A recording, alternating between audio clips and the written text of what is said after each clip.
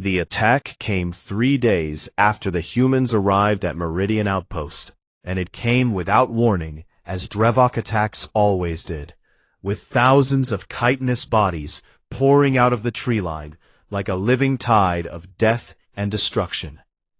Velrath was in the command center when the alarms started screaming, and he rushed to the tactical display to see red dots spreading across the eastern perimeter like a disease consuming healthy flesh. All units fall back to secondary defensive positions, he ordered, because this was standard Corvani doctrine when facing a Drevok probe, and the idea was to let them overextend and then counterattack when they were spread thin. But then Captain Brennan's voice came over the communication channel, and what he said made Velrath stop cold. "Negative on that order, Commander," Brennan said, and his voice was calm, as if he was discussing the weather. "My soldiers will hold the eastern perimeter, and we respectfully request that your forces hold their positions and let us handle this." Velrath felt anger rise in his chest at this challenge to his authority. But before he could respond, Lieutenant Morgan's voice joined the channel. "Commander, please trust us," she said. "We know what we are doing." Against his better judgment, Velrath granted the request, and he told himself it was because he wanted to see what these humans could really do. But deep down, he knew it was also because part of him expected them to fail and wanted to be proven right about their weakness. He was about to learn how wrong he was.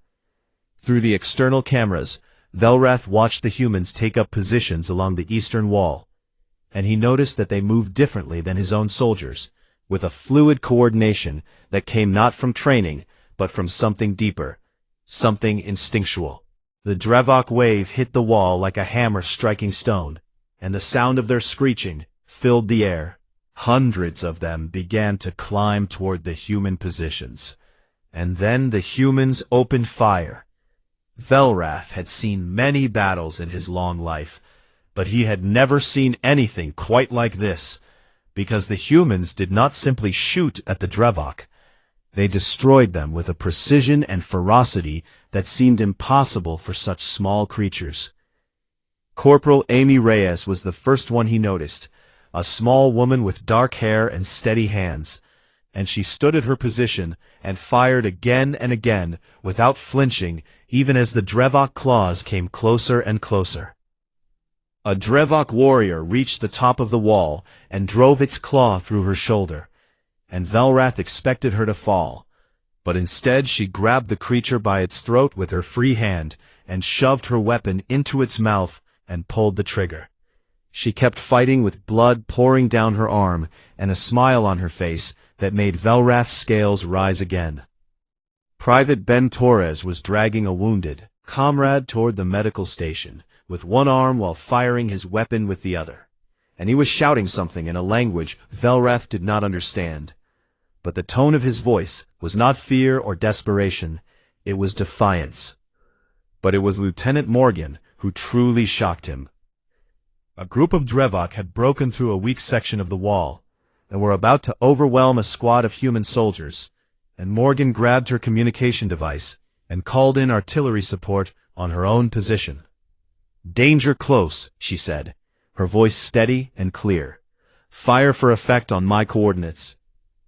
The artillery shells landed among the Drevok and the humans alike, and when the smoke cleared, the Drevok were dead and the humans were still standing, wounded and bleeding, but still standing, still fighting.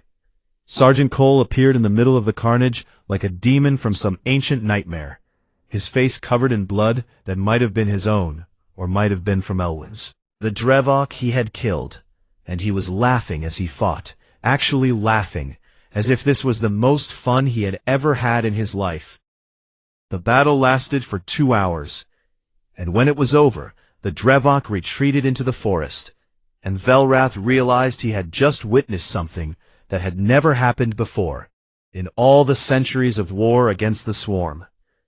The Drevok had retreated from a ground engagement, not because they had achieved their objective, not because they had been recalled by the hive mind, but because they had been beaten back by 30 soft pink creatures who had no claws and no armor and no natural weapons of any kind. Velrath left the command center and walked to the human medical bay, and what he saw there confused him even more than the battle itself. The wounded humans were laughing. They were sitting on medical beds with holes in their bodies and blood on their clothes, and they were making jokes and slapping each other on the back, and smiling like they had just returned from a celebration rather than a fight for their lives. Sergeant Cole was sitting on a table, stitching a wound on his own arm closed, and he was humming a tune that sounded almost cheerful, as he pushed the needle through his flesh again and again. "Sergeant," Velrath said, and Cole looked up at him with those bright, hungry eyes. "Does that not hurt?" Cole looked down at his arm, as if he had forgotten he was wounded, and then he shrugged. "Sure, it hurts," he said, "but pain is just information, Commander, and I have learned to read that information without letting it control me." Captain Brennan approached with his arm in a sling and a bandage wrapped around his head, and despite his injuries, he moved with the same calm confidence he always showed. "Commander Velrath," he said, "I hope we have given you some reason to believe in our abilities." Velrath did not know what to say, because his mind was still trying to process everything he had witnessed, and finally he asked the question that had been burning in his thoughts since the battle began. "Captain, how do your people do this? How can you smile and laugh after such violence? How can you treat your own suffering as if it does not matter?" Brennan looked at his soldiers, at the wounded men and women who were joking and singing and acting as if they had not just survived a nightmare. And when he looked back at Velrath, his eyes held something that might have been pride, or might have been sorrow, or might have been both. "Commander," he said, "we have been doing this to each other for 10,000 years, and compared to the wars we have fought among ourselves, the Drevok are amateurs." He paused, and something flickered across his face, a shadow of memories that Velrath could not see, but could somehow feel. "We did not evolve to be the biggest, or the strongest, or the fastest," Brennan continued. "We evolved to be the ones who kept going, no matter what, the ones who got up every time we were knocked down, the ones who simply refused to accept that we were beaten." He smiled, and this time Velrath recognized the expression on his face. It was the look of a survivor. "The Drevok think they understand war," Brennan said, "but they have never faced a species that was born from war, shaped by war, and perfected by war, and by the time they realize their mistake, it will be too late." Velrath left the medical bay and walked back to his quarters, and for the first time since this war began, he felt something he had not felt in a very long time. He felt hope. Commander Velrath stood at the observation deck of his warship and watched the human vessel approach through the darkness of space, and he felt nothing but disappointment as he studied the small craft that carried the soldiers who were supposed to help them win this war. The ship was called the Resolute, and it was tiny compared to the massive Corvani battlecruisers that surrounded it. And Velrath wondered what the Galactic Council had been thinking when they decided to bring these creatures into their ancient conflict against the Drevok swarm. For 300 years his people had fought against the swarm, and for 300 years they had slowly been losing ground on every front. And now, in their desperation, they had reached out to a newly discovered species from a small blue planet called Earth. Velrath had read the reports about humans, and nothing in those reports had impressed him in the slightest, because these creatures were soft and weak. No natural weapons or armor of any kind, and their lifespans were so short that a single Corvani elder could outlive 5 generations of them. His second officer, a young female named Theron, joined him at the observation window and spoke in a quiet voice. "The human commander has requested permission to board, sir," she said, and Velrath could hear the same doubt in her voice that he felt in his own heart.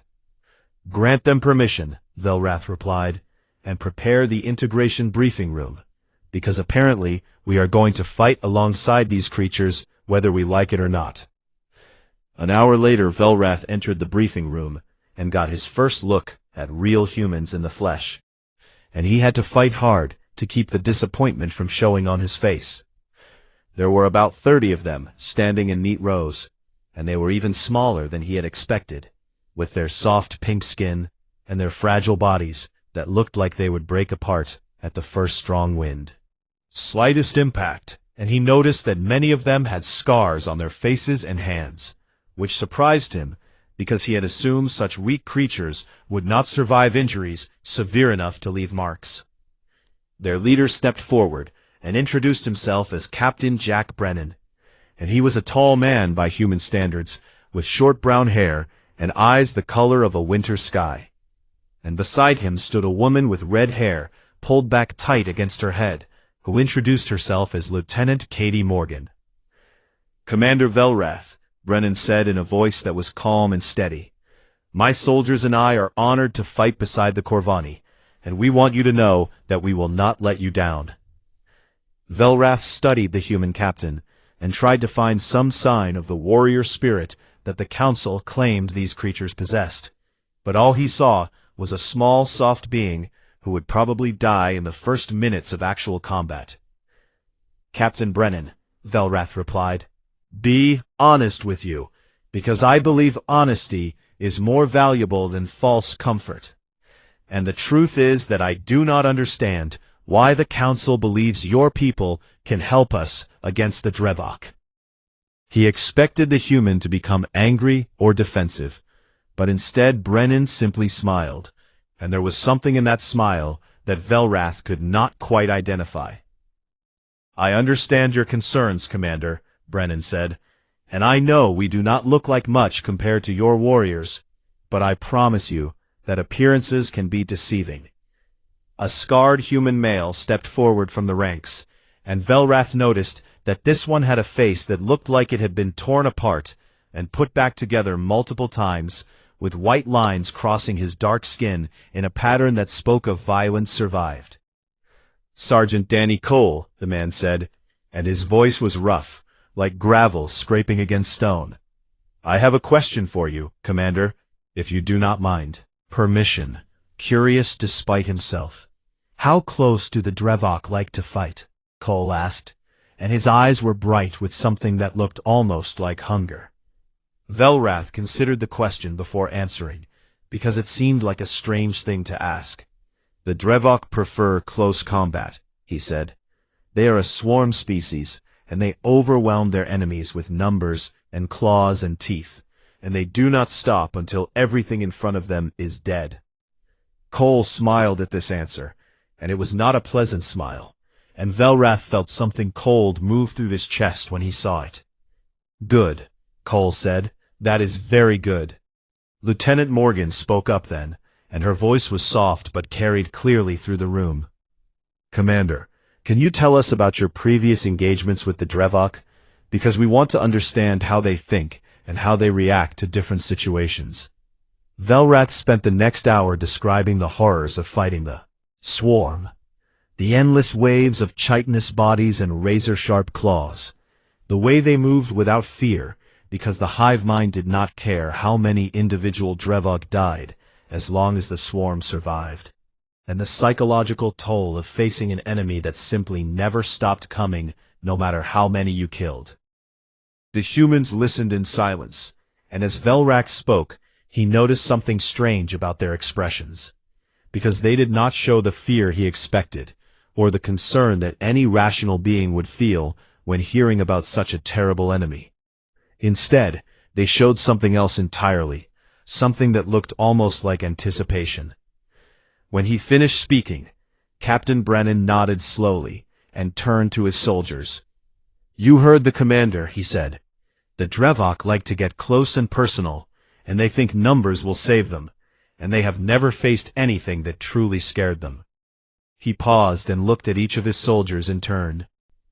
"Us teach them what fear really means." The humans responded with a sound that Velrath had never heard before, a low rumbling roar that came from deep in their chests, and it made the scales on his back rise up in a way that only happened when he sensed danger nearby. Later that night, Velrath sat alone in his quarters and reviewed the human personnel files, and what he read there disturbed him more than he wanted to admit. These creatures had been fighting wars against each other since before his species had learned to build fire, and the list of conflicts in their history was so long that it took him hours to read through it, and the methods they had used to kill each other were creative in ways that made him feel slightly sick. He read about trenches filled with poison gas, and bombs that could level entire cities, and weapons that could end all life on their planet if they chose to use them. And he read about how they had developed these horrors not to fight alien threats, but to conquer each other. Invaders, but to use against their own kind. And yet these same creatures also created beautiful music and art, and they loved their families and their friends with a fierce loyalty that was almost touching. And they had come halfway across the galaxy to help a species they had never met fight an enemy that was not their own. Commander Velrath put down the files and stared at the wall of his cabin for a long time. He did not know what to make of these humans, but something told him that his life was about to change in ways he could not predict, and for the first time since he had learned about their arrival, he felt something other than disappointment. He felt uncertain, and underneath that uncertainty, he felt the first small stirring of something that might have been fear. The Drevok returned 7 days later, with a force 10 times larger than before, and this time they did not leave after their first attack. Instead, they surrounded Meridian Outpost on all sides and cut off every route of escape and supply. Velrath stood in the command center and stared at the tactical display that showed the sea of red completely encircling their position, and he felt the cold weight of despair settle into his chest like a stone. "Reinforcements are 14 cycles away," Theron reported, and her voice was barely a whisper. "There is no way we can hold out that long against these numbers." Velrath knew she was right, because Corvani tactical doctrine was clear about situations like this, and the protocol was to evacuate all essential personnel and destroy the outpost rather than let it fall into enemy hands. He was reaching for the evacuation controls when Captain Brennan entered the command center with Lieutenant Morgan and Sergeant Cole close behind him. "Commander," Brennan said, "I would like to request that you delay any evacuation plans." Velrath turned to face the human and saw that same calm confidence that he had come to recognize, that same steady certainty that seemed to exist in all of these strange creatures. "Captain, we are surrounded by an army that outnumbers us 50 to 1, and our reinforcements will not arrive for 2 weeks. So please explain to me what possible strategy could allow us to survive this situation." Brennan smiled, and it was not a nice smile. "Commander, have you ever heard of something called psychological warfare?" What followed was unlike anything Velrath had ever seen in all his years of military service, because the humans did not wait for the Drevok to attack them. Instead, they attacked the Drevok in ways that made no tactical sense at first. When night fell, teams of humans slipped out of the outpost and disappeared into the darkness like ghosts, and Velrath watched their tracking signals on the tactical display as they moved through the Drevok lines without being detected. Specialist Ryan Cortez led one of these teams, and his mission was to sabotage the Drevok supply lines that stretched back into the forest. And he accomplished this mission not by destroying everything he found, but by destroying just enough to cause problems, and leaving the rest intact. "Why not destroy it all?" Velrath asked when Cortez returned. "Because we want them to use it," Cortez replied with a grin that showed his teeth. "We want them to rely on those supplies and then have them fail at the worst possible moment. And we want them to never know which supplies are safe and which ones are traps." Medic Laura Chen had a different mission, and she had set up a communication station that intercepted Drevok signals and broadcast false information back to them, mimicking distress calls and panic transmissions that drew Drevok reinforcements into ambushes that the humans had prepared. But it was what Sergeant Cole did that truly horrified Velrath. Cole took a team of soldiers deep into enemy territory and returned 3 hours later, dragging a Drevok commander behind him. Still alive, still conscious, still fully aware of what was happening to it. "Why did you bring it back alive?" Velrath demanded, because taking prisoners was not something anyone did in a war against the Swarm. Since the Drevok did not negotiate and did not surrender, and did not stop fighting until they were dead. Cole looked at the Drevok commander with those bright, hungry eyes of his, and when he spoke, his voice was soft and almost gentle. "Because now the others know that we can," he said, "and they will wonder why we did not kill it, and they will fear what we might be planning to do with it, and that fear will spread through the hive mind like a poison." He leaned closer to the captured Drevok and spoke directly to it. "Go back to your swarm," he said, "and tell them what you saw here tonight, and tell them that we are coming for all of them." Then he released the Drevok and let it scurry back into the darkness toward its own lines. Velrath watched all of this unfold from the command center, and as the nights passed, he began to notice something changing in the way the Drevok behaved, because their attacks became less coordinated, and their formations became sloppy, and their advanced scouts started showing signs of hesitation. The swarm was becoming afraid. They were experiencing something that no prey species had ever made them feel before, and they did not know how to process it, and their confusion made them vulnerable in ways that simple military force could never achieve. "Commander," Lieutenant Morgan said one night as they watched another human team slip out into the darkness, "do you understand now what we are doing?" Because he was beginning to understand, even if he did not fully comprehend how such soft, weak creatures could be so terrifying. "You are not just fighting them," he said, "you are hunting them." Morgan smiled, and it was the same smile that Cole wore, the same smile that Brennan showed when he talked about human history. The smile of a predator who knows that it is the most dangerous thing in the darkness. "Commander, humans evolved on a planet where everything was trying to kill us," she said. "The weather tried to kill us, the animals tried to kill us, the diseases tried to kill us, and we survived all of it by learning to be more dangerous than anything we faced." She looked out into the night, where her soldiers were moving through the Drevok lines like shadows. "We learned that the best way to defeat a predator is to make it fear you, and we learned that fear is sometimes more powerful than any weapon." Velrath thought about this for a long time. He remembered the stories his grandmother had told him about the great predators of his homeworld, creatures that had hunted the Corvani in the ancient times before they had built their civilization. Those predators had been eliminated thousands of years ago, and the Corvani had forgotten what it felt like to be prey.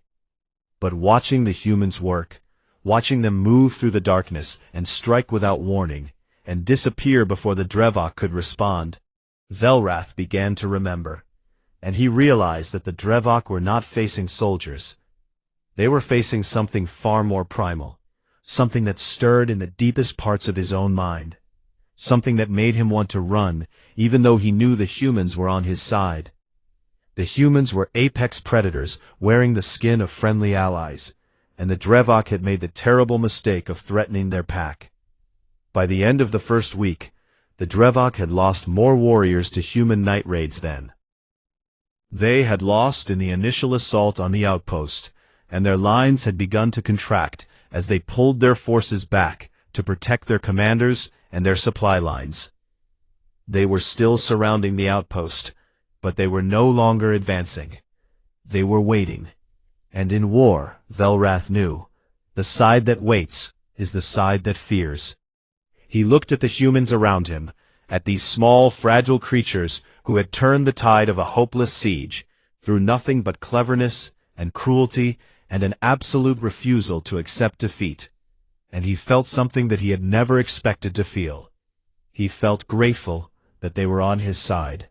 3 days after the battle, the reinforcements finally arrived, and Velrath stood at the landing zone, watching the massive Corvani transports descend through the clouds, and he thought about how different everything looked now compared to how it had looked when the humans first arrived.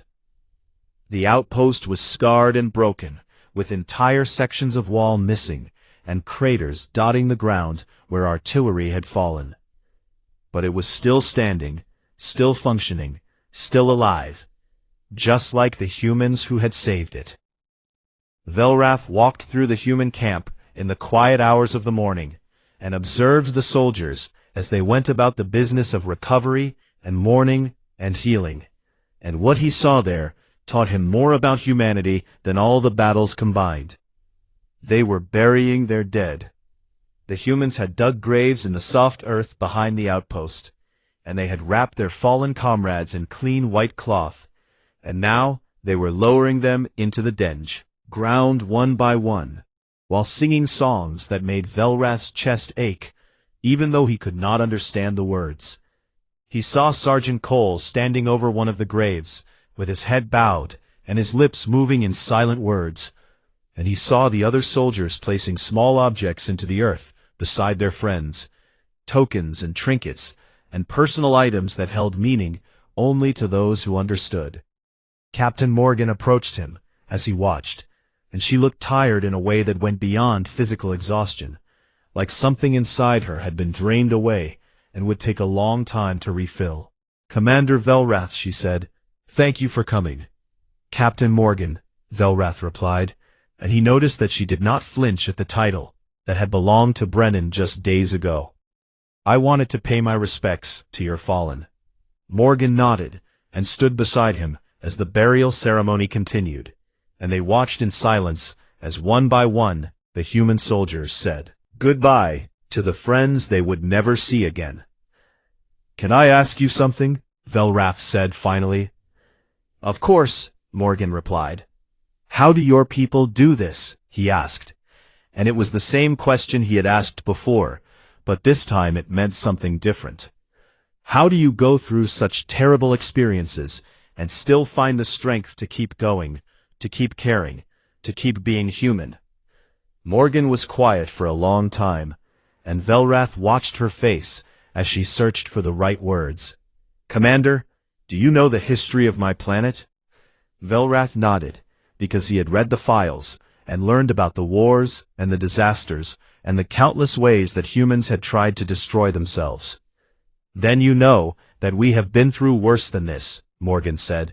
"We have survived ice ages and plagues and famines and wars that killed millions of our own kind. And every time we thought we could not possibly endure any more suffering, we found a way to get back up and keep moving forward." She looked at the graves where her soldiers were being laid to rest. "Every human alive today is descended from people who should have died, but did not," she continued. "We carry the strength of 100 billion ancestors in our blood, and when we face impossible situations, we hear their voices telling us that they did not survive and struggle and sacrifice just so we could give up when things got hard." Velrath thought about this, about the weight of history that these creatures carried inside them, and he began to understand something that had confused him since the beginning. "That is why you do not fear death," he said. Morgan shook her head. "No, Commander, we fear death very much, but we fear other things more. We fear failing the people who depend on us. We fear letting down the memory of those who came before us. We fear being the generation that finally broke after 100,000 years of surviving." Smiled, and there was sadness in it, but also pride. "Humans are not brave because we do not feel fear. We are brave because we feel fear, and we fight anyway." The burial ceremony ended, and the soldiers began to disperse back to their duties, but many of them stopped to shake Velrath's hand or pat him on the shoulder as they passed, and he realized that they had accepted him as one of their own, as a member of their pack. That night, Velrath sat in his quarters and wrote his report to the Galactic Council, And he chose his words very carefully, because he knew that what he said would shape how the galaxy viewed humanity for generations to come. "I have fought beside humanity," he wrote, "and I have seen things that I still do not fully understand. I have seen soldiers continue fighting with wounds that should have killed them. I have seen commanders sacrifice themselves to save their troops. I have seen warriors laugh in the face of certain death and refuse to accept that they were beaten." He paused and thought about Brennan and Morgan and Cole and all the other humans who had shown him what courage really meant. "They are small and fragile and short-lived," he continued. "They have no natural weapons and no armor and no special abilities that would make them dangerous in combat. And yet they are the most terrifying species I have ever encountered. Not because they enjoy war, although some of them clearly do, and not because they are cruel, although they are capable of great cruelty when they need to be, but because they simply do not know how to stop." The Drevok believed they understood fear, but they had never faced an enemy that hunted them back. They had never faced an enemy that got stronger when wounded, and more determined when outnumbered, and more dangerous when cornered. The Drevok did not understand that they were not the predators in this war. They were the prey, and by the time they realized their mistake, it was too late. Velrath put down his writing tool and looked out the window at the stars. "If the Drevok wish to face extinction, let them continue this conflict," he wrote. "If they wish to survive, they should make peace immediately, because the humans do not know how to stop, and they do not know how to lose, and they do not know how to quit. Fortunately for the galaxy, they have chosen to be our friends, and I pray that we never give them reason to change their minds." The next morning, Velrath went to the landing zone to watch the human transport prepare to depart for their next assignment. And he found Captain Morgan waiting for him, with Sergeant Cole and the other surviving soldiers standing behind her. "Commander," Morgan said, "it has been an honor." Velrath took her hand in the human gesture of farewell that he had learned during their time together. "The honor was mine, Captain," he said, "and I hope that when this war is over, our species can be more than allies. I hope we can be friends." Morgan smiled, and this time there was no sadness in it, only warmth. "I would like that very much." The humans boarded their transport, and the engines roared to life, and as the ship rose into the sky, Velrath saw Sergeant Cole standing at the ramp waving at him. Velrath waved back. He stood there for a long time after the ship had disappeared into the clouds, thinking about everything he had witnessed and everything he had learned, and finally he turned and walked back to the outpost where his own soldiers were waiting. He thought about the old Corvani saying that his grandmother used to tell him, "Judge a species not by their claws, but by their hearts." And as he walked, he added a new verse of his own, "And fear the ones whose hearts are kind, yet hands remember war." On the 12th day of the siege, the Drevok Hive commander committed every warrior in the swarm to one massive final assault. And Velrath knew that this would be the battle that decided everything, because there would be no retreat and no mercy and no second chances. The morning sky turned dark with the bodies of flying Drevok scouts, and the ground trembled with the footsteps of thousands upon thousands of warriors marching toward the outpost walls. And Velrath felt his heart beating fast in his chest as he watched death approaching from every direction. He found Captain Brennan standing on the eastern rampart, with his soldiers arranged behind him in perfect formation. And the human commander was looking out at the approaching horde with an expression that Velrath could not understand. "Captain," Velrath said, "this is the end, and I want you to know that it has been an honor to fight beside your people." Brennan turned to look at him, and there was no fear in his eyes. No desperation, no acceptance of defeat. There was only that same calm certainty that had been there since the first day they met. "Commander," Brennan said, "this is not the end. This is what we trained for. This is the moment when we show the galaxy what humanity can do when our backs are against the wall." He turned to face his soldiers and raised his voice so they could all hear him. "Today we fight not just for ourselves, but for everyone who sent us here, believing that we could make a difference. And today we prove that their faith was not misplaced." The humans responded with that low, rumbling roar that Velrath had heard on the first day, and this time he understood what it meant. It was the sound of a pack preparing to hunt, the sound of predators who had chosen their prey. The Drevok hit the walls like a tsunami crashing against the shore, and the battle that followed was the most violent thing Velrath had ever witnessed in all his long years of life. Parted sentence. Private Megan Torres was stationed at a breach in the northern wall with a single blow, and any sane creature would have fallen back and sought medical attention. But Torres was human, and humans did not follow the rules that govern sane creatures. She propped herself against the wall and continued firing, and when her weapon ran dry, she drew a blade from her belt and kept fighting, and she held that breach alone for 11 minutes until reinforcements arrived, and when they dragged her away from the wall, she was still trying to get back to the fight. Corporal Nick Bradley saw a Drevok commander climbing the western wall and knew that if it reached the top, it would rally the other warriors and break through their defenses. So he did something that no Corvani soldier would ever consider. He ran toward the creature and tackled it. They fell together, the human and the Drevok, tumbling down the outside of the wall, in a tangle of limbs and claws. And when they hit the ground, Bradley's body was broken, but his hands were still wrapped around the Drevok's throat, and he was still squeezing. The Drevok was dead when they pried Bradley's fingers loose. Lieutenant Morgan coordinated the defense from the command center, and her voice over the radio was cold and steady as she directed troops and called in fire support and made decisions that sent soldiers to their deaths. And she did not hesitate, and she did not flinch, because hesitation and flinching would have gotten even more people killed. But it was Captain Brennan who showed Velrath the true meaning of human courage. A group of Drevok warriors broke through the main gate and charged toward the command center, and Brennan moved to intercept them with only a handful of soldiers at his side.